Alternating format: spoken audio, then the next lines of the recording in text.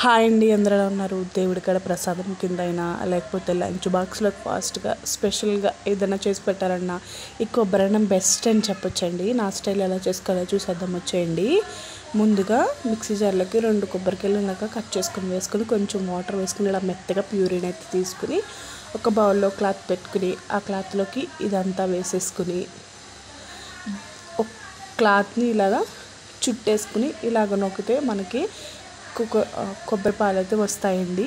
ఇలాగా కలెక్ట్ చేసుకున్న పాలని పక్కనైతే పెట్టేసుకోండి. ఇప్పుడు మనం పాలు తీసుకోగా కొబ్బరి పొడి అయితే మిగులుతుంది కదండి, అది కూడా వేస్ట్ చేయాల్సిన అవసరం లేదు. మనం ఎండి కొబ్బరి కింద అయితే వాడుకోవచ్చు ఎండలో పెట్టుకొని. నెక్స్ట్ ఒక గ్లాసు బియ్యాన్ని ఇలా వాష్ చేసుకుని కుక్కర్లోకి వేసేసుకుందాం.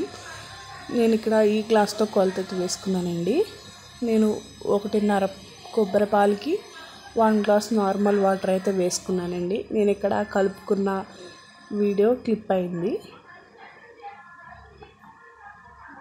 ఇలా వేసేసుకున్న తరువాత ఒకసారి మిక్స్ చేసుకోవాలి. నేనైతే మిక్స్ చేసుకున్నది కూడా వీడియో అయితే మీకు క్లిప్ అయిపోయిందండి. ఇలా వేసేసుకున్న తర్వాత కుక్కర్ క్లోజ్ చేసేసుకుని 2 విజిల్స్ వచ్చేంత వరకు కుక్ చేసుకోవాలి. 2 విజిల్స్ వచ్చిన తర్వాత ఇక్కడ అయితే చూడండి పొడి పొడిలాడుతూ చక్కగా వచ్చింది అన్నము. ఇలా వచ్చిన తర్వాత మనం వేడి మీద ఉన్నప్పుడే తగినంత సాల్ట్ అయితే వేసేసుకోవాలండి. ఎందుకంటే చల్లారిపోతే మళ్ళీ కలవదు, అందుకోసమే నేను వేడి మీద అయితే కలిపేసుకున్నాను.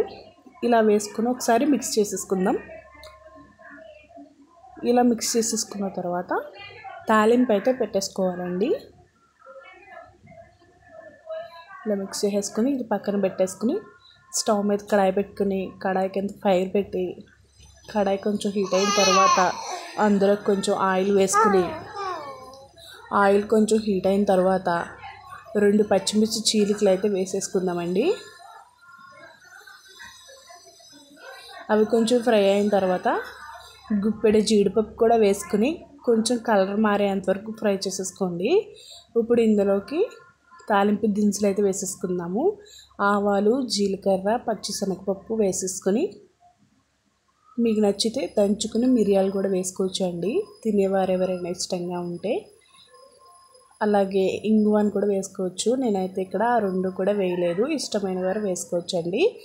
ఇందులోనే 2 తుంచి పెట్టుకున్న ఎండుమిర్చిని కూడా వేసుకుని ఒకసారి ఫ్రై చేసుకుని పచ్చి కొబ్బరిని ఇలాగా తురుముకుని అయితే వేసుకోవాలండి. పైన వేసుకుని ఒకసారి ఫ్రై చేసుకొని